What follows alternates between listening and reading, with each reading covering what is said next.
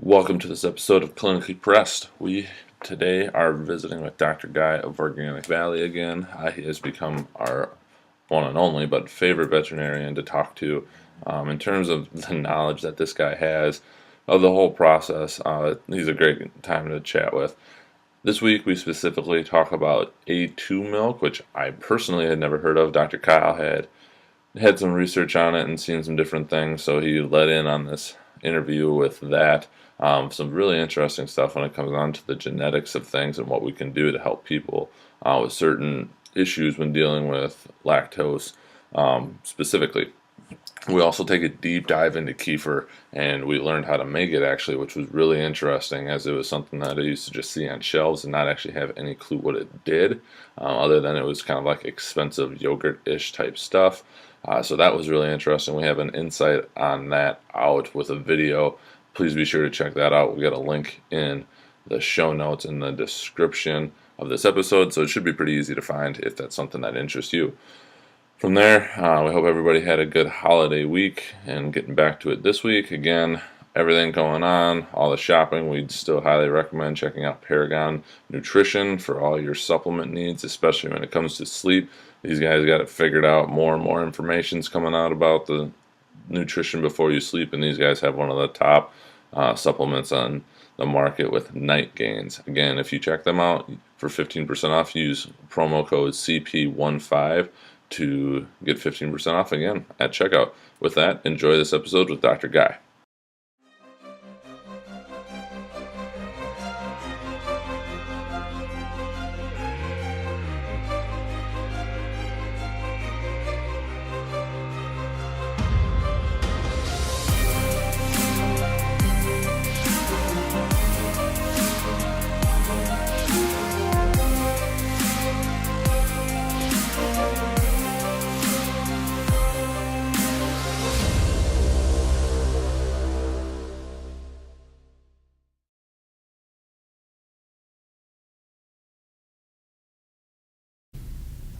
Well, should we get rolling? Whenever you're ready. Okay. Well, we're back here at Organic Valley with Dr. Guy, round 3. And thank you for meeting with us again, taking the time. It's always been a pleasure and always a very educational experience on my end. So good morning, and thank you guys for coming down. Appreciate it. Yeah.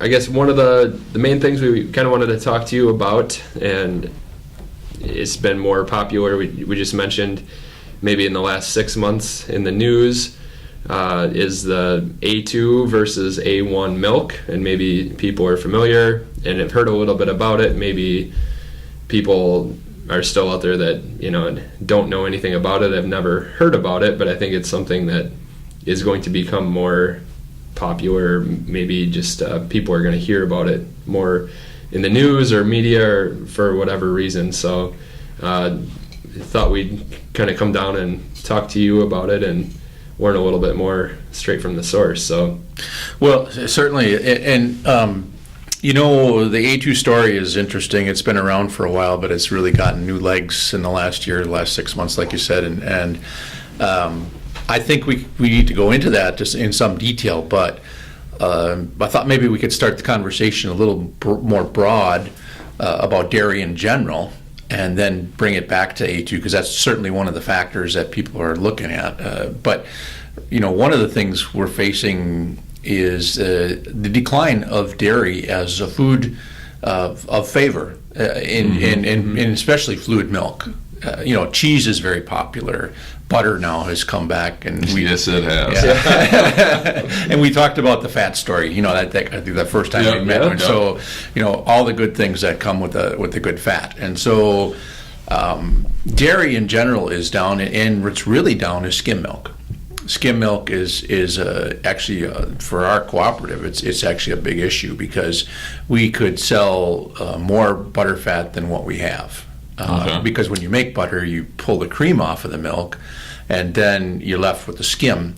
And that skim milk is just people have gotten the message about good fat, and so people aren't as afraid of fat anymore. So actually sales in the dairy case have moved to more to whole milk. People have gone from skim to 2%, that sort of thing. So there's a lot of extra skim around, and dairy in general has been on a decline for 50 or more years. Just, the way the demographics, 50, 60 years ago, a lot of people were from farms. They drank milk at home. There were just a lot more farms out there. And now all the other beverages that have gotten popular, and especially the plant-based drinks, which are very popular, the nut-based drinks and so forth. And I won't go into all that stuff too much, but I really would just say that dairy fluid has been on a decline for quite a while. And so I really want to talk about that today. And personally grew up as a milk drinker on a farm with cows. And, Same here. I don't know when I quit college. Probably for me is when I just stopped because it wasn't as readily available, I guess. Yeah. And I had a couple brothers, and we were good-sized people, and so you're young, you drink. We drank a lot of milk, and I think it really did a lot of good for bone density and things like that. So I think there is really something to that. As we age more, though, I think milk, and that's people that are opposed to dairy in general, for different reasons.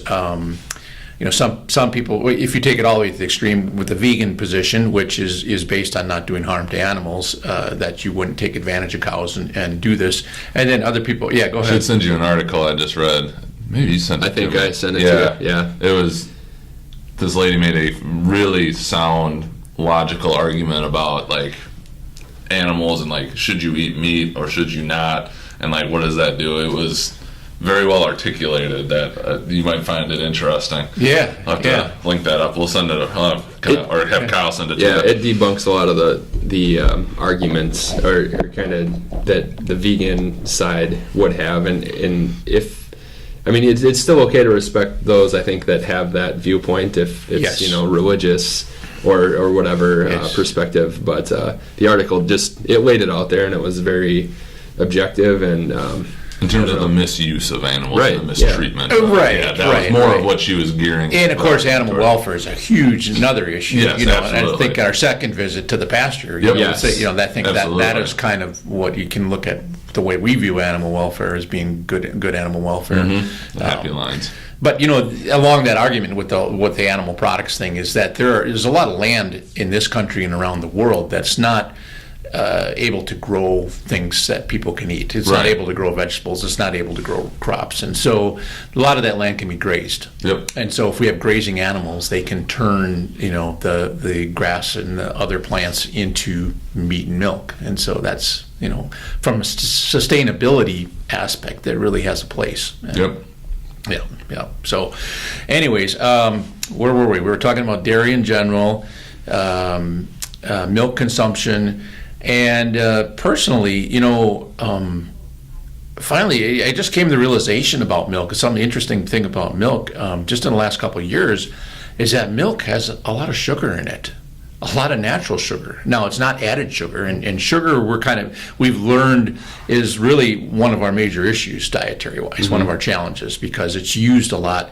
People are hardwired to crave sugar because, over the long time of human history, most of the time food was short. Yep. And so there's a natural favor to finding fruit that's really sweet, to finding nutrient dense, and sweetness is often that gauge that it's a good thing to eat. And so we have that hardwired in our pleasure systems that the sweetness is something. But one of the interesting things, a Scandinavian study, just one of these big meta studies looking at population and what people ate and drank and health and the sort of things, was looking at milk consumption in particular. And there's all these good things about the minerals, the protein, but one of the things they cautioned on was older people, and myself now, I'm getting middle-aged, they shouldn't take in so much sugar. And the milk has a fair amount of sugar in it. And so I think that's one of the things I want to come around to this, to kefir, because that's one of the answers is yogurt and kefir, you ferment the sugar out of it, and so you still have this good dairy product. But let's go back to the A2 story and that whole thing. One more thing before we go into A2 in particular. I think we should talk about dairy intolerance. That people have trouble with dairy as a class of food, as digestion-wise, just not feeling good afterwards. And that is partly very natural in most of the world because as mammals, as people are, all mammals can digest milk when they're infants or when they're young. And then this enzyme, that there's this sugar that has two parts. It's called lactose, and the lactose is a glucose and a galactose joined together. That lactose, there's an enzyme called lactase, and lactase breaks that bond to make that sugar digestible. And in people or other animals, as they mature, the lactase enzyme shuts off. As you get a little older, and so then you don't digest that milk, and so now you got this sugar that goes through the stomach, the intestines, and it gets further down in the intestine, and it's not digested. So when it gets to the large intestine, colon, whatever, then you've got a lot of bacteria that climb onto it and take it over, and then you get this fermentation going on in the colon. That's not a good thing because you get gas, you get pain, you get all the, you get changes in the consistency, all that stuff. So it's not very pleasant, and so people that are dairy intolerant really do have issues. Now, a lot of people that are dairy intolerant can still eat cheese, they can still eat yogurt, and that would be mainly because the lactose has been reduced, okay? But there are other people that still can't take cheese or other things because milk is a very complex substance, okay? And so I'm going to look at my notes here. Milk is about 87% water and 13% solids. Now, that solids is almost 5% sugar of that 13, okay? And then easy way to remember for me is 5, 4, 3, 1. I think that adds up. 5, 4, 9, 12. Yep. Yeah. So, and basically there's 5% sugar, there's 4% fat, and this is whole milk from the cow. 3% protein. Now, actually, the protein's a little bit higher, the fat's a little lower, but it's just 4 and 3, just easier to remember. For simplicity's sake. And then about 1% minerals. So it's actually about 1.4%, but Okay. it's so that's an easy way to remember this. And so I think the complexity of milk is because it's got the protein and all these different fats in it too, but the protein is probably something that can set off the immune system.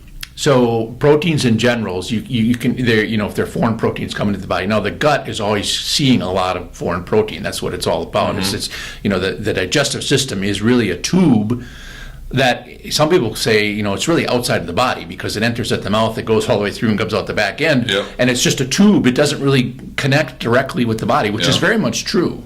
Weird when you think about that. Yeah. You're not. Yeah. Yeah, it's like a tube. You could just stretch it all out and make it a straight pipe. Schematically. Right. Yeah. But then you've got this interchange going on with digestion where things are going across that, and that's when people get into this leaky bowel syndrome or chronic inflammation of the gut. Then the gut isn't working like it should be. Things are getting absorbed that shouldn't be getting absorbed. So now things get into the system and it's not good. So, but there's this. Well, the point I wanted to make was that there's this opportunity for the immune system to react at the level of the gut when it sees things that it's not used to seeing. And so, in some people, the proteins themselves can cause a reaction. So some people, that aren't lactose intolerant can still be dairy intolerant because of all the proteins there, okay? And this is where the A2 comes in. So proteins are put into a lot of different groups, and one of the biggest, the most abundant proteins is something called casein. And casein comes in different classes, different types, and there's one called beta casein. The beta casein, that protein comes in two forms. It comes in an A1 and an A2 form. It's thought that the A2 form was the original form, and there was a mutation that happened somewhere back a few thousand years ago in cattle to make the A1 gene. So now you got this casein, this beta casein is available in two forms, A1 and A2. Because of genetics, and we carry two genes, two copies, one from each parent, cattle can be mixed in three different combinations for A1, A2. They can be all A2, which they originally all were A2, they can carry one A1 and one A2 gene, or they can carry both A1 genes. Now, the both A1 situation is less common. The mixed A1 A2 is fairly common today. But if we look at it, the A1 is kind of associated with the cattle that were selected for high milk production. So the Holstein breed, the cows that make a lot of milk over time. And this was not intentional. We didn't even know about this gene when all this selection was going on. Right. But if we look back at what we have now, we see that breeds like the colored breeds, like the Jersey and the Guernsey, the breeds that came from the Channel Islands in England, they were selected for more for high butter fat, high protein, not heavy milk production, smaller cows, more to grazing. They tended to have more A2. Now there are A1 mixed up in all the breeds. It's not a pure breed thing, okay? But I just wanted to lay out that cows can come in all these different forms. Sure. Yeah. Yep. Yeah. So when you have a cow with A1 and A2, is there a dominant gene between the two, or it's just kind of a mix? And She's going to make, in theory, she's going to make 50% A1 and 50% A2 beta casein. So her milk is going to be a mixture. Sure. Yeah. Okay. Yeah. So milk on the store shelf is generally a mixture of A1 and A2, and so the proportion would vary with the cows, and it's not documented what that proportion is just on the store shelf at this point. But just it's safe to say that there's a fair amount of A1 in the milk supply. Sure. Okay. Yep. So is one like dominant or recessive if that No. if that one was no, to, they are not dominant over. It's just if so it's just a proportion. It's so just the regular Mendelian genetics. Just So it's just like A1, A2 went with a double A2. You're going to still have some mix of that A1, like if they had a baby cow. Yeah. Yep. Interesting. Yeah. Okay. So if you wanted to stay You could, pure in A2, theory, you have to have kinda- both parents would have to be both genes would have to be A2 crossed by A2. If you cross by an A2 with an A1 half of them are going to be A2 and half are going to be A1 A2. Sure. It's that Interesting. straight genetics. Huh. Okay. And So really, there's no way to kind of phase it out even. well, there is, because we can collect cattle that are all A2. Right. True. Yeah. And so that's where we're at right now. Is all the cattle breeds are because of this demand, and farmers have really latched onto this. They, Dr. Paul Detloff, who's one of the vets that kind of a pioneer organic dairy vet, he really pushed us. 5-6 years ago, he was already talking because he was excited about A2, and so he was saying, and a lot of the farmers jumped on it and started breeding, selecting with just bulls that are just A2. And so over time, there are herds out there that are predominantly A2. Okay. At this point, we don't make a segregation and separate that milk out and sell it separately. That market, from our standpoint, hasn't. It's just too much of another thing to separate one more time with the milk. Sure. Gotcha. Organic is already hard to process and schedule, and then we went to this grass milk, which is a second level of separation, and that one that's even harder than organic to do. To do A2 on top of that, it may come. It may Right. come. So where it's at commercially at this time is there is a company. It started off as the A2 Corporation in New Zealand 10 or so years ago, and they were the ones that were pushing this quite a bit. And they met resistance for a while, but there's been a demand for the product, and so now it's actually here in the United States. The A2 they renamed the company.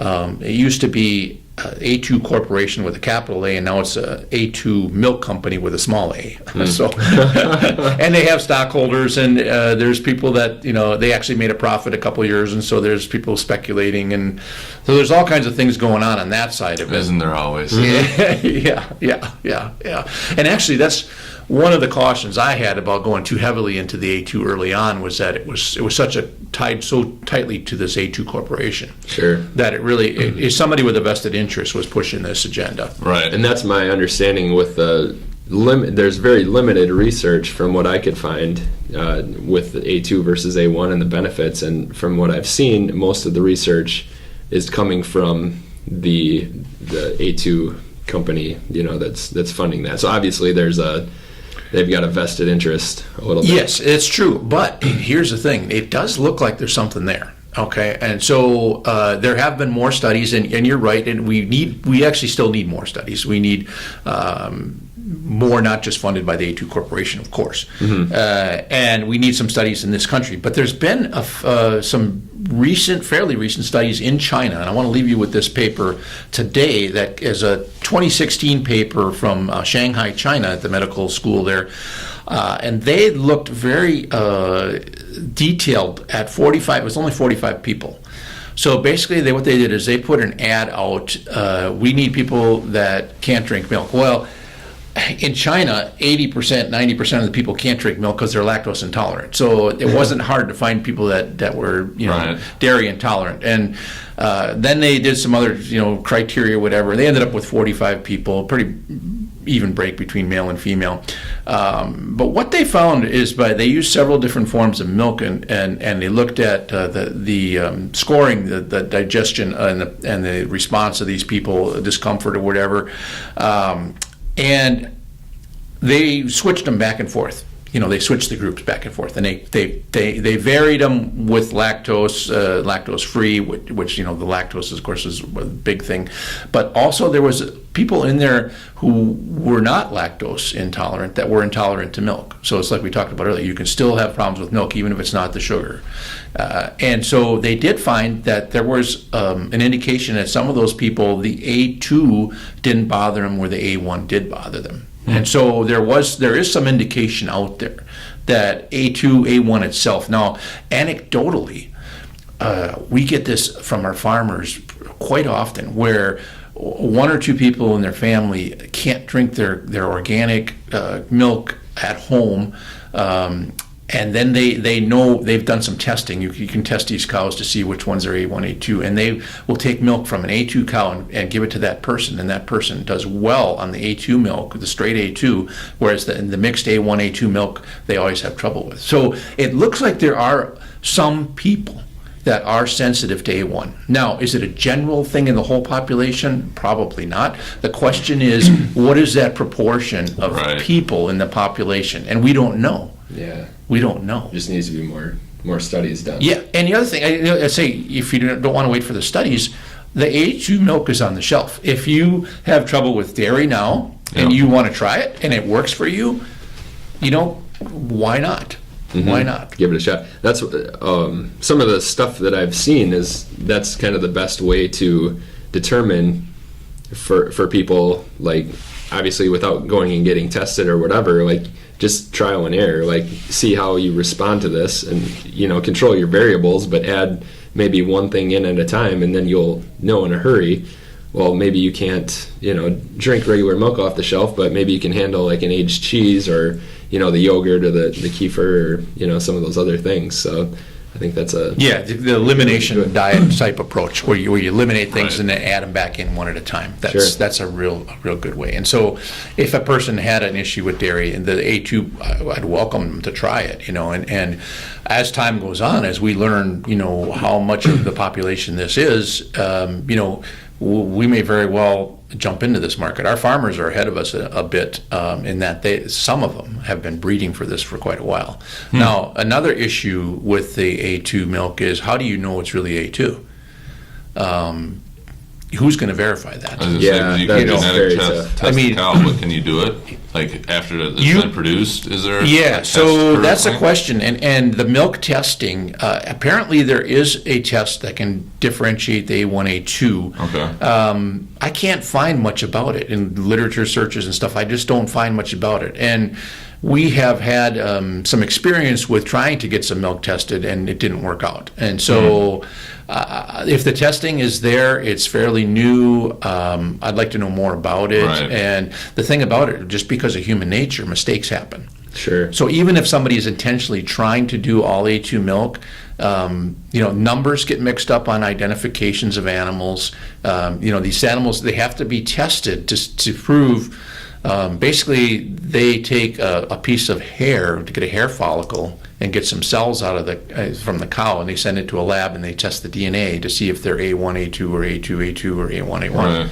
And so there is a test, and some farmers have gone to the point of testing every one of their cows. Wow. But mistakes get made. Right. You know, I mean, and then who is going to police this on the other end? If you know, I'm buying A2 milk from a farmer, who's checking to see that it really is all A2? Right. Yeah. That's tough. Yeah. Is that testing expensive? The testing for the individual cows is well, it depends what you call expensive. I think they've gotten it down to like $10 or $12, you know, which it used to be more like 25. I feel like it's doing like the 23andMe thing, the way that's all coming out. Yeah, for Yeah. So, but Although you know, that's all interesting. but a farmer would have to do it on every cow. right. Yeah. Yeah, that adds up if you Yeah. got a. Yeah. And my understanding too, right now within the U.S. or say these farmers are producing for Organic Valley or wherever their milk goes. I mean, it's getting mixed in most of the time with milk from other farms that maybe aren't all A2. So then, what would be the benefit for these farmers to do solely A2 at this point? Yeah, so you're talking about the current situation right Correct. now, and that's true. In that people are banking on there being a market for it at some point. So planning for it. And so that's what they're trying to preempt it, and that's Kind of hedge their bets. Yeah. Be ready. And so from a marketing standpoint, it's always about getting in first. You know? Yeah. And so A2 Corporation is here now. They're selling in the United States. I'm not sure of the sourcing of that milk, where the farms are, if they're all in the United. You know, I can't imagine they're bringing that milk all the way from New Zealand. You wouldn't think that would go well. No. So yeah, there must be farms that are A2 farms. But again, I would say, is it really 100% A2? And then if it's not, you know, maybe there's a certain tolerance level a person can take 1% or 5% or 10% A1. Right. I don't know. There's so many questions we don't know. Yeah, there's a lot. And I've seen some of this. I think I saw that study that you had. I saw some other studies that were more animal studies, not human studies, that it's like, well, that needs to be translated into a human study. There was one, I think, for demonstrating increased diabetes and cancer, and I don't think that those were done well, and that the link could be drawn for so that's A1. that's the real controversy. The original book by Keith Woodford, and it's called The Devil in Milk. So we'll talk about an inflammatory title. And Dr. Woodford is, you know, his whole thesis was that yes, it does cause chronic inflammation, and it's associated with these chronic inflammatory conditions that you just mentioned: diabetes, cancer, heart disease, all these sort of things, dementia, all these things. And so that book took data, epidemiologic data for whole countries, compared New Zealand to Europe or whatever, and what it showed was that there was less of this stuff, less of these disease conditions associated with where the people were drinking more A2 milk. Well, there's a lot of other factors that are different between a whole population of a country. A lot of factors, yeah. And epidemiology Right. You can't point studies are that super strong on the evidence chain. Yeah. So, you know, that whole thing seems like a stretch. But I will say that, you know, this study here, what we're talking about in China, it definitely shows that there are people that are sensitive to A1. The other thing that they're really concerned about is there's a metabolite of A1 milk. So when it breaks down, when the protein breaks it down, there's this what's called BCM7, beta casomorphin 7, and that is an opiate class of and so that was the big question, and this BCM7 does seem to be pro-inflammatory, and so that's what some of the animal studies show. The guts get more reactive and stuff because of the BCM7. You know, and there are some people that made a big deal out of that oh my God, there's morphine in the milk, you know, because it's in the opiate class. Well, No wonder everybody likes the it. thing is, our brains have a lot of endogenous opiates. Right. It's these are chemicals that are in our brain. This is the runner's high. It's probably a lot of times when you feel really good after some sort of exertion or whatever. It's opiates in the system. So it's not like these are totally foreign compounds to the body. Right. Yeah. So I think there's, it bears watching. I think stay tuned. I wouldn't jump too hard and fast. I'm personally not on the bandwagon for it, but I do really think that there are people that are sensitive day one. Our farmers have said that. Follow-up. Yeah. It'd be interesting too, because I've seen some people talk about, like, with gluten sensitivity, and pose the argument if they can kind of heal their gut to become, and this isn't like celiac, like this is just more sensitivity, but if they could heal their gut and eventually be able to consume gluten without having that sensitivity, I wonder if that would be the case for this A1 too. Like maybe they've kind of got some altered gut microbiota or something, where if they could heal their gut, because obviously some people don't have an issue with it. So I don't know. It's a great question. It's a great question, and there still are miracle cures out there. People that get better that really shouldn't get better, and things like that. And I think in the human in particular, it's really difficult to know and understand the total mind-body connection and how that plays out, and especially with digestion. You know that the second most concentrated number of neurons, and I can't remember the number right now, but there's like a TED talk about this, is in your gut. There's actually it's like its own nerve. It's like a brain. It's like a brain in itself. So yeah. it's like when you talk about you feel it in your gut or whatever. You're not wrong. There's something there, right? And so there's some thought that over time, as people, one of the things that made people successful is they could eat all kinds of stuff. People around the world, before we got all this modern industrial food, ate diets that were totally different and prospered. Like think of the Inuit up in the Arctic, living mostly on fat, right?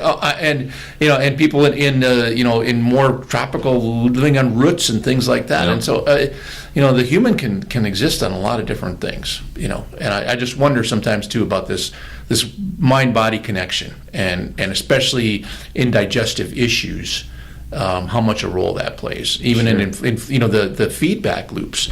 Once you've got inflammation in the gut, you don't feel right, and you get more anxious, and so you're putting out stress hormones naturally.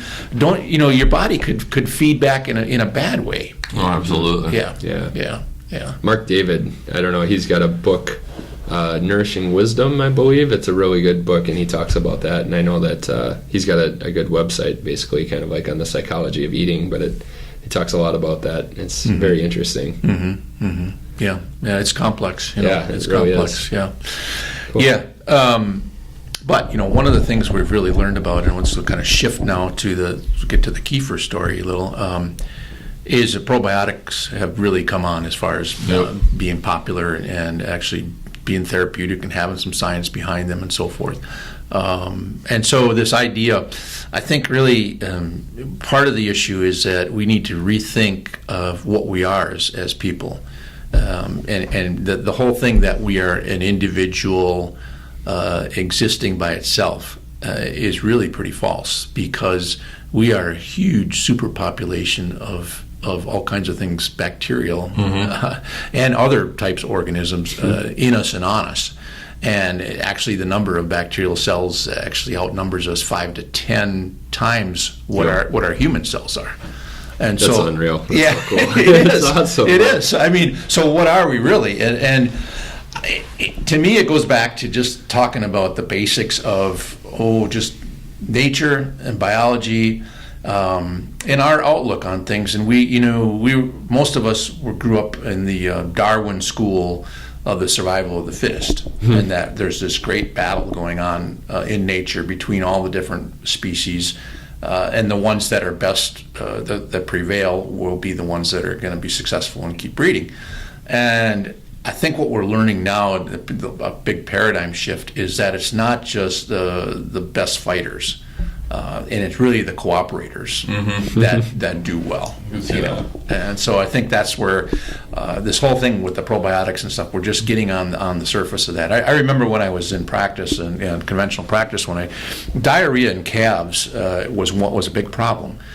So the calves, that's another argument against dairy is you take these calves away from their mother, and so they start feeding them. In organic, we feed them whole milk, but they feed a lot of milk replacer in the conventional world. And so the calves, after a few weeks of age, would start to have loose manure. They'd have scours. And one of the thoughts was that there's bad bacteria involved, E. coli and things like that. And so when I came out of vet school in the late 1980s, the thought was you give them a tetracycline or you give them a broad-spectrum antibiotic to take care of the bad bacteria. And it was real variable in the responses, whether it worked or not. And then right about that time, the company came out with a probiotic, and it was a lactobacillus powder in a little container. And we started using that on the calves, and we just had really good response with them recovering from diarrhea, digestive upsets. And so we started using it instead of antibiotics. The guys that used to have problem raising their calves, they would ask, when I first started, they would ask for a bottle of sulfa-trimethoprim or a bottle of tetracycline or Neomycin. So they would ask for antibiotics. And after say, no, try this powder, try this probiotic, and you can even put it in the milk as a preventative. Just scoop it in a little bit of, and the guys had such great success with that, and they just really shut off the sale of antibiotics for diarrhea, which really was counterproductive. I mean, because it's all about making the good guys flourish, and then the bad guys don't have a space. So that's cool. Yeah. So I self-treated with my second trip over to India because the first trip, I think the spices and everything got to me. Oh yeah. I wasn't sick, but my body didn't know what to do about it, so I preemptively bought like 3 different versions. Okay. 3 different brands of probiotics. And Okay. Took it like the Not week tetracycline. No. Okay. Took it like the week leading up, and then Yep. while I was there, and could handle things so much better. Nice. Yep. And didn't have. Yeah. Yes. I'm sure it made for a much more pleasant trip. It was a little bit more of a pleasant trip. Some different spices that I don't eat here. Yeah, I think Yeah. that. So Yeah. So I'll sing the praises of it. I think people are, yogurt is very popular, and I think a lot of people that know what yogurt is, and they've had yogurt. A lot of people eat yogurt, and one of the great things in yogurt is lactobacillus. That bacteria. There's other streptococcus bacteria that are beneficial, and there's certain, things. So yogurt has been around for a while, but kefir was something I had heard just people talking about, and it just seemed like a weird word. I didn't know what they were talking about, and it's funny because you go online and you type the word as Kefir, and the pronunciation that's in the computer says kefir, and nobody I know says kefir. I've heard it called that, but yeah, I think that was the original. Is it? Yeah. Because it's like from Far Eastern Europe, Russia, Turkey. Okay. And so I think kefir probably was the correct, but I think at least Americans saw everybody saying kefir, and I There you say go. kefir. You're just Americanized. That never happened. But anyways, the thought with the way this developed, the kefir was, well, just throughout history, part of the reason that we have such a dairy people is because people of Northern Europe learned to the domesticated cows and moved them to Northern Europe, and so where it gets cold in the winter, there's not as much food. If you had cheese and butter and milk, you could survive better, and that's why in human history the lactase gene developed multiple times. You can scientifically track that, and it really had to do with a lot with Germany and Scandinavia and all the Northern European countries flourishing. Is that the dairy was a really good part of the diet when things weren't growing because this long winter. Look how dark it was this morning. It's right. like you get this time period where things just don't grow. So kefir, the story I heard was that people would carry these bladders, actually animal bladders. It would be like a canteen, and on their horse they would carry a bladder of milk. And the thought was that these organisms got in the milk and just riding around, agitating at whatever the temperature was, this fermented product developed, and people said, hey, it's not bad. And the thing they learned, though, is that, and this is the hard part about kefir, but is the kefir grain. And the kefir grain is the seed. It's the colony that you use to start making kefir, okay? And so, unlike yogurt, which is like a starter culture, which would be a liquid, or maybe they dry it and have a powder too available, but this, you have to get a grain from somebody. And it's the coolest. To me, it's the coolest thing about kefir is that it's not so much commercially.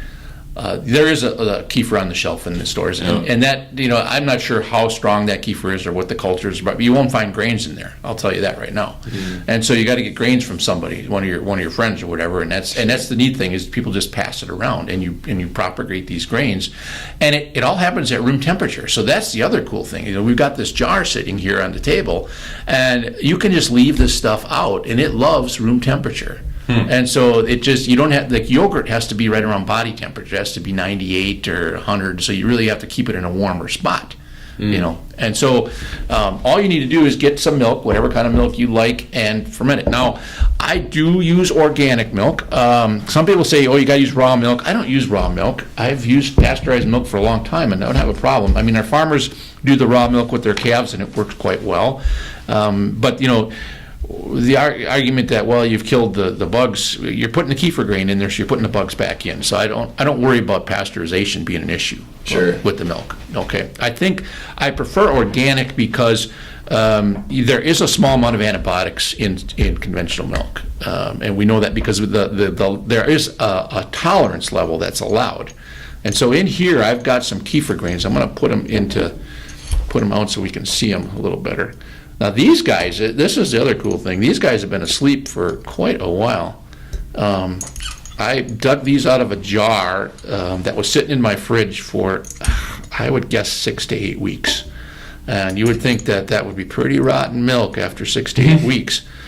And it's interesting because a month is no problem. When this stuff is fermented, it gets a low pH, it gets very stable. Now this is fresh milk in this little jar that I've got here, but these are the grains. Just want to give you an idea. So you created these grains yourself by just letting it sit then? Basically, you put it in the milk like that, and they grow. So you had to put the grain in the milk originally? Yes. Okay. Yes. So this one here is one I'm hoping that it's done. It's pretty close. How far you let it ferment is kind of a personal thing, and you can see this one is getting see how it's getting a little creamier and thicker on the top, okay? This is the other cool thing about kefir is that, some people talk about homogenized milk, not liking homogenization. The kefir, I don't know if you could really use this word, but it kind of unhomogenizes it. It actually brings the fat back to the top really? Through its processing. I don't know how it does it, but you actually will get a fat layer. Of course, depending on what kind of milk you ferment. My wife likes to drink lower fat milk, and so I don't think it ferments as well, but you can make kefir with skim milk even. But I like the whole milk for this process. And so what I do is look for the milk to start to thicken after a while. And this is like getting thick now. And what it'll actually do when it sits in the jar, if you look at the jar, if you let it sit long enough, it actually looks like it starts to get cracks in it. Now this, I don't see the cracks here because I just stirred it up. But when you see that, to me, that's when it's perfect. If you let it keep going, what it'll do is it'll keep fermenting and the pH will go lower and all the protein will precipitate out. So it'll be like cottage cheese, it'll be like curds and whey. And then you'll get a water layer. Okay? You'll get a water layer. So I've got another one in here in the cooler I'm going to grab. So how long does it usually take for you to leave it out? I mean, is that like a week? Yeah, it depends. It depends on how much of this you got, how much grain you have. Okay. So when the grains are proportioned the way I like them, you can usually get this to ferment overnight. In 8 to 12 hours, you can get it to ferment. And what happens? Now this one. Hear that? Yeah. Okay. They make CO2. That's what's happening to sugar. It makes CO2. Now this. I didn't write the date on here, but I usually write the date. This is at least 6 weeks, maybe 8 weeks old. This one here. Wow. And so what I do is if you worry about whether it's bad or not, you just smell it, and it's good. It's sour, but it's really not putrid. It doesn't smell. Yeah. And what happens, if fats go rancid, you get that little putrid smell. Then I'd get rid of it. But I can use the same jar on the counter for 7 to 10 days without even cleaning the jar out by just fermenting it, pouring it out, put new grains in, put new milk in. Then what that fat will start to get around there, and it will start to go sour. The fat will start to get a little rancid. You could smell that. You just sniff it and smell it. Then I start with a new jar. Just start over again, you know. But it's very low maintenance that way. This you can see is kind of watery. It usually separates out, and I think there's just so much curd in here in this one that it hasn't. You get a water layer. Usually, you get a water layer. You can actually see the whey layer. So you just stir that up then, or shake? This one is, you know, what I did. Like I had another jar like this where I got these guys yesterday, and what happened is they were actually. I took them out and rinsed them, and so when you rinse them off and they're like this. They're pretty stable. This is how you can transport them. And so what I'll do is I'll take these kernels like this, grains like this, I'll put them in a little sandwich bag, and I'll actually put them in my luggage. And for a day or two, they're stable. You know, as long as you don't leave a lot of milk on them. I would rinse. There's a little milk in here now. I would rinse that off, and you can take that in travel. And I've taken it when I travel, and I just take my coffee cup, and instead of putting coffee in, I put Kefir Grains in the bottom, go down to breakfast in the morning, put milk in it. Never put this in the refrigerator. Just leave it out. And actually, there's enough stock culture in it. I just drink right out of there and refill it the next day. And not even, I mean, until you have a bad smell or anything, you don't even have to clean the thing out. It's amazing. That may be gross to some people, but it's just, it's kind of a fun thing. So, yeah, these grains, they kind of vary too in their size, and when it makes the most grain is when it goes past. So if you keep changing them quickly, they don't grow as much. It's almost like when these guys are stressed, they start to make more. You see how they're like kind of bumpy? Yeah. And so they'll make like, see, like this one here, it's got all these arms and stuff on it. Well, those pieces will break off, and they'll make another curd like this. Sure. Sometimes these curds will get the size of a golf ball. Can you eat these then as well? Yes. Yeah, there's no problem with that. They're actually quite good. It's like, awesome. Yeah. They're and this is the issue is that when farmers they want to do this kefir as a supplement or feed their calves totally kefir, and it really helps their calf health. And they'll get these curds and they'll start making the kefir. And then they go away and somebody feeds their calves, and they forget to separate the grains.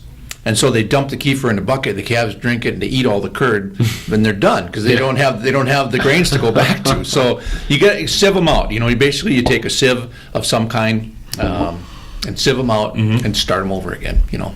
And when you look at the price tag of the kefir in the stores, this is very appealing to make your own too, because it's not cheap. I mean, in comparison to if you just get some milk and do this yourself. Yeah. So actually, I've got kefir for both you guys. So these kefir bottles are I think they're fermented just right, so they're ready to drink. Awesome. And there's like 4 of these kernels in each one of those. So you can start. You can just take that home and start it up again. But I have some here that this is what I drank this morning, and I just thought we'd just have a little. Awesome. Thank you. This is cool. Yeah. I have to rewatch this video to make sure I don't screw it up. Yeah. And so with this, then you said the lactose is fermented? Yes. Is that correct? So yes. Is it entirely out of the kefir, or it's just it's pretty much, it's very low. I don't know what the number is. And so it really depends how far you let it go. Got it. You know, I think you can ferment it all out because I think there's no lactose in this one. Wow. That's very sour. If you taste it, I mean, I took some of that old stuff yesterday and just tasted it. It's just, I didn't really drink a lot of it, but it's very, very sour at that point. But this is, cool. Yeah. So cheers. Here you go. Now, it might be an acquired taste for some people because it is sour. Mm-hmm. It's not overly sour. I like it. What I like is the creaminess of it. Yeah. You know, and that's what I watch to get to the point where it thickens. Because it'll ferment for a while and it won't get thick, and you stir it up a little bit and you see that it's getting thicker. When it gets to that thick part, or when you see that it's actually starting to separate a little, starts to crack a little in the jar, then I put it in the refrigerator to shut it down. Okay, because if you just leave it on the counter, it'll go all the way it'll go to the whey. Okay, the curd is if you put it in the refrigerator and shut it down, can you still pull the grains out later? And you can if you These set them out, these ones came out. These ones have been in a bottle like this for like 2 months.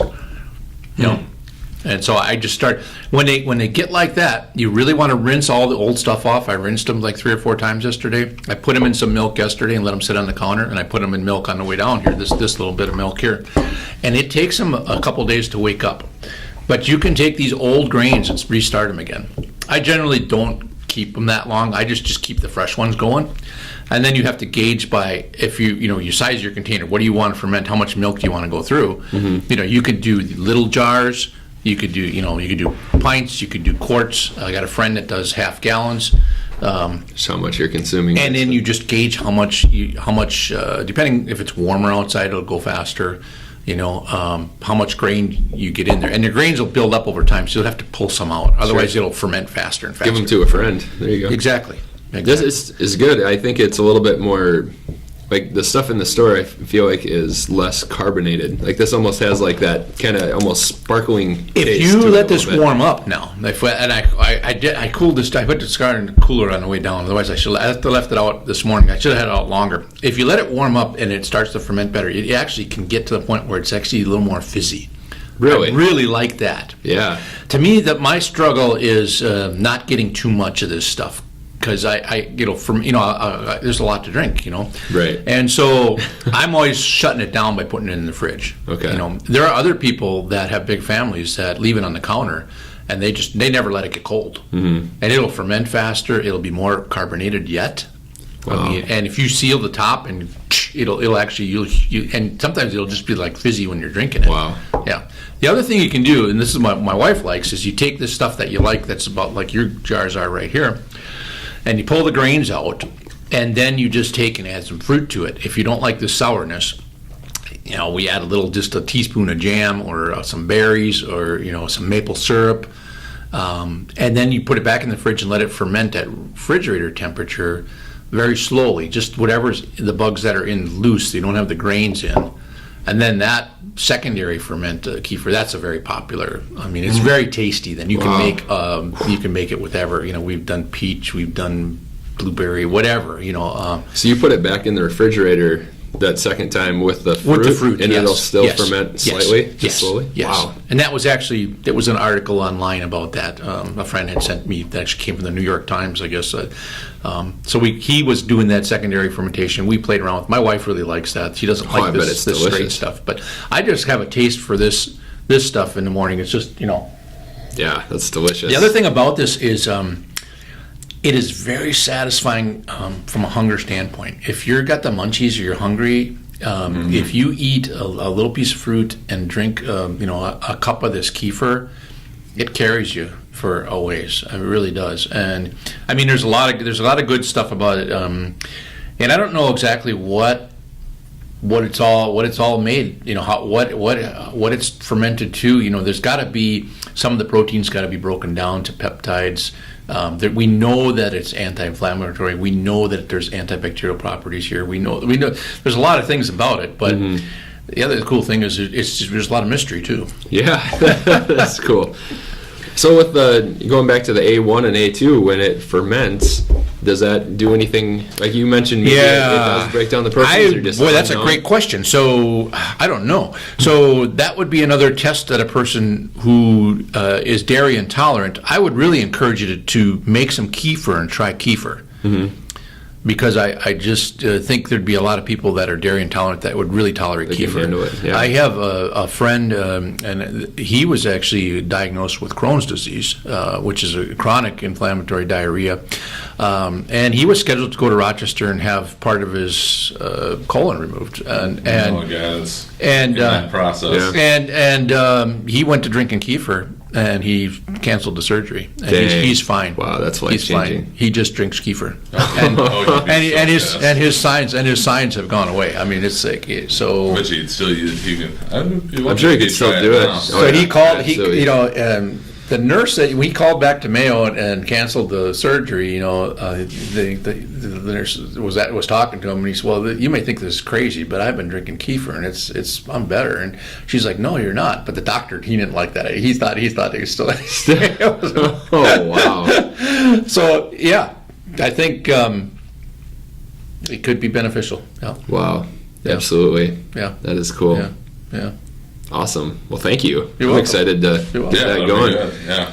Yeah, and you know, it's no harm done if you don't like it or whatever. You just drink it, dump it out, whatever, you know. But if you want to pass it on, if you want to propagate it, though, let it go. Let some of it go further out, and you'll get more curdle. You'll get more things faster, more curds faster. Yeah. So drink like maybe like 3/4 of it, and then Yeah. let Well, the actually, stuff yeah. sit in there. Yeah, Well, you what I can just usually- keep the grains, To though, me, right? the You can fork kind is of- what I usually do. I just So pour it. bowl, I okay. just use it. I just like pour into a glass, and I'll catch the curd in there. Sure. You know, Okay. and I'll just Okay. leave that little bit, the milk that's like it's in this jar with the curds. Then I'll just dump fresh Refill milk on it. top, And then that'll. and then just set it on the counter. That's what I did with this yesterday. that'll This get this them going yesterday. again. This was. Okay. I think this is not even 24 hours that this has been, and I shut it down. I put it in the fridge yesterday afternoon because I didn't want it to go too far, you know. But you know, this stuff. Oh, it'd be It's fun crazy that to you can do it on like a daily basis like that. Right. It's not like make it and like making Easy kombucha where you gotta process. wait. Yeah, absolutely. Yeah. Here, I'll even. And for those that, here a little more of this. We'll try this one. once in a while we do some smoothies in the morning. I can't imagine how delicious Oh, it would be that great in a smoothie. I mean, it'd be great for a smoothie. It just, you know, the probiotic effect, all of that, you know. It'd be fun to play around with that second ferment too. Yes. Yeah, with the- Yeah. Oh, yeah. You can. Can't just- imagine with maple syrup. Oh, my goodness. And people that, you know, that aren't used to the sourness, it's not. To me, it's not overly sour, but I It just. tastes like the smell you get off of like plain yogurt. It kind Yeah. of. Yep. It kind of depends how sensitive you are to sour and sugar, and you know, I don't know. Taste has changed for me over time. I used to just like really, really sweet, and There's a smell now I like what the SCOBY smells like. And Oh, yeah? To me, like in the kombucha. I don't know. It will have a bread-like smell to it at times. That's There yeast. are Yeah. yeast in it, so it's not just That's- bacteria; that's it's also what it is. yeast. Yeah. This one tastes a little creamier, less carbonated than the first one. I Yeah, think. yeah. And part of that is because it's sitting open. You know, I think I had that one sealed, the other Okay. one, and it was. You know, it works actually when you open it in the fridge. You'll hear that. You know, because it's actually releasing some CO2. Yeah. Is it something that you need to periodically release that pressure a little bit? Or- It pretty much is self-limiting, but I think Okay. it's probably a good idea to release it. I mean, I've had some where it's like too long, where you leave it in too long and you open it, what happens then, it'll almost like a beer that's shook up or whatever, they'll actually fizz over, you know? That'd be interesting. You know, yeah, so, but I've never had one explode, so. Okay, There you that's go. good. Yeah. We're safe. Yeah. Cool. Yeah, I just made a fermented hot sauce. Yeah, so we'll have to play around with some fermented I can milk take now. Yeah. But Good these deal. guys are just waking up, and actually, if you want more grain, I'll give you these too, you know, So where did the grains originate? It just, like you said with that Well, like story, this- it this just is- must have been some bacteria that got into... Oh yeah. just start That's a fermenting great on. question. So there was even somebody told me once that it was something. You know, the whole story about manna in the Bible was really kefir. You know, it's like I don't know, but but it goes way back, and you know, and the cool thing is you get it from other people. And so like this one was a little one that broke off from the big, you know, and it'll make a big one, you know, over time. But like this little jar, these guys aren't really going too much yet. But when they start to go, that'll get bubbly. I mean, you'll see the bubbles. Okay. The CO2 will be coming off of it that fast. Yeah. Wow. So this what you would store on the counter or in the fridge? I'd leave it on the counter now. On the counter, We're okay. waking it up. I brought it. It's been out since yesterday. Okay. Yeah, and, But if you weren't waking him up, you could just kind of keep them dormant in Right, the fridge. Say right. if you were going to see somebody in a week or something. I to give keep them some- I always keep one extra jar in case I lose my jar, you know, Oh. and so I can go back and start it if it's some disaster happened or somebody stole it or whatever. I don't know, but Yeah. Oh, that's funny. But I've done this before where you take and wake these up, you know, and yeah. I mean, once in a while, I think I had one I left in for over a year, and it smelled bad. It's like I had to take that out and just dump it in the woods. That was There you go. was not good. Just the old sniff test. I think That's so. all it takes. I think so. Yeah. But I think to me, this could be a big thing as far as dairy with people, is just making kefir. It's changed it for me. I was not drinking much milk as in the last few years, and I used to. As a teenager, I used to drink a huge amount of milk, but I'm pretty much regular with kefir now every day. I love the kefir. Yeah, and you don't go through the volume of milk, but as you still, I think you get a lot of the goodness, and I can definitely tell the digestion difference. It helps your digestion. That would be worth it. Yeah, absolutely. Yeah. Very cool. I just doing a little research prior to coming down here, and it was from Precision Nutrition, and it was just a little. They basically kind of summarized dairy in like a little chart, and on this left side it said, eat the most of this, like 3 or more servings per day, all the way down to like ice cream, use sparingly type thing. Right. And the far left side was kefir. It was kefir, then yogurt, and then like aged cheeses in terms of like. You could do it pretty often. Yeah. Yep. Absolutely. They really recommended consuming a lot of it. So. Yeah. Very cool. Yeah. Awesome. This is great. Yeah, and like I say, I travel a lot. And I just take it along with me. That's so easy that you can just throw it in your coffee mug like that. Yeah, and they're just they're kind of rubbery. They're good. Yeah, that's neat. Once in a while, when you're sieving them, you miss one or whatever, and you get it. There you go. An extra treat. Yeah.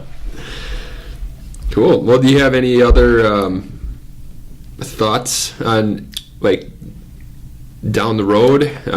Do you foresee Organic Valley going with an A2 line, or along that line, we are definitely watching that market. Like I said, the first to market usually gets the benefit, and it's not in the cards right now, just because we are in a downturn anyways, and so we've got a lot of challenges. And our biggest challenge is we have too much skim milk. Okay, that's our biggest challenge right now. Our farmers, there are some farmers that would wish we were doing it right now. There's farmers that I think are pretty close or are already there with their cows being all A2.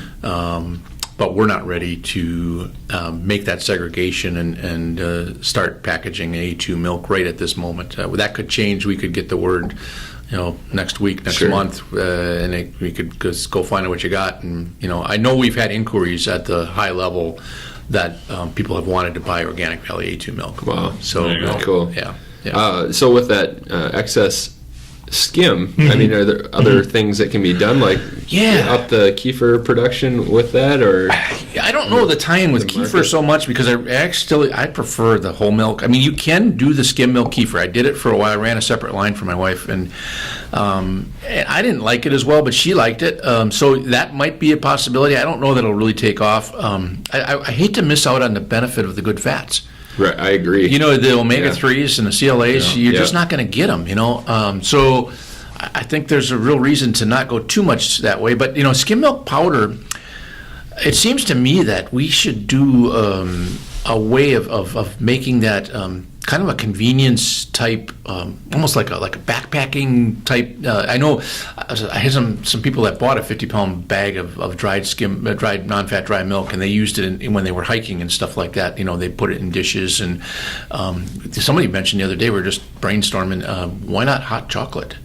To me, that would be, do a really heavy skim milk powder hot chocolate, and have it in a pouch or whatever, or a jar, and to me that could be a very stable way to have it, and just add hot water, and make enough protein in it that it would be creamy without even adding fat. I think that might be a way to get rid of some skim. It would be delicious too. Yeah. Huh. So I think that's what we need to do. We need to do. So on the other side, we're working on getting our cows to make more fat. Sure. We're actually getting, if you feed the cows more fiber, you get a higher butterfat content. And if you milk the Jerseys, the brown cows, or even if you milk, there's bulls differences in how much fat they produce, percentages. The cows, the bulls that make the cows that make the highest fat levels don't make the most milk. And so in the past, we've all been incentivized to make more milk. And we have too much milk now. So what we got to do is back off the volume and make the components higher, make the butter, fat, and the protein higher. Excellent. Quality. That's where we're at. Quality over quantity. Yes, Yeah. yes. And that's kind of what the grass milk program does. The grass milk program is those cows don't make nearly as much milk, but that's Right. a really good high quality product. Sure. Yeah. Cool. But do you have any other recommendations since the last time we talked? I know you had some awesome book recommendations and Well, products. I go back and reread a lot of the books over and over. The ones my wife's just like, you keep reading that book, but it's like there's so many things that keep coming up again and again. So the fella that wrote the Let It Go, yeah, what was his name? Richards. I don't Yeah. remember, Anyways, yeah. Letting Go, and he was a psychiatrist. I think he's gone now, but he's got a series of books, and one of those books is really dense. I've been reading that one a lot. But Deepak Chopra, people know him, or Deepak. Yeah. How do you say his name? Deepak. Deepak Chopra. I came across one of his books, and it was an older book because I was in a used bookstore in Portland, and it was How to Know God was the name of the book. And that just caught my eye. That was kind of a interesting title, and it was a very good book. That was probably the one book that I read this in the last 6 months that I'd highly recommend, even if you are a non-believer. It was addressed to both believers, agnostics, atheists, and he has the interesting thing is he has a lot of the Eastern tradition in there too. He has a lot of Hindu and Buddhist, and a lot of Christian too. So. Great book on how to know God. I agree. I listened to that on audio. Did you? Book, actually, Did you? too. Oh, Yeah. okay. I Okay, thought so it you've was heard good. that. Okay. Yep. Okay. Yep. So to me, it comes back to the most important thing is spiritual, and it gets easier to say that. I mean, people get uncomfortable because of the associations with dogma, the associations, with religion, whatever. And it's really not about that. It's just about the spiritual nature of people, and that we are spiritual creatures. And I think we have to, we live on this material level and all this, but so much of our life is affected by the spiritual level. And so I think that's just becoming aware of that is very helpful. Sure. Cool. Yeah. Nice. Yeah. Awesome. Well, do you have anything All right. else? I got nothing All else. right. Well, you Cool. guys have a great day. Before you go, I would like to give you some milk too. So you got some milk to work with that. There Cool. we go. Perfect. Yeah. Thank you. Set up and ready to go. Yeah. Unexpected. So I can't wait to see the look I get when I get home and say, I'm going to start fermenting things on the counter. That will be interesting. Awesome. yeah. So Thank you again. yeah, you're welcome. You're welcome.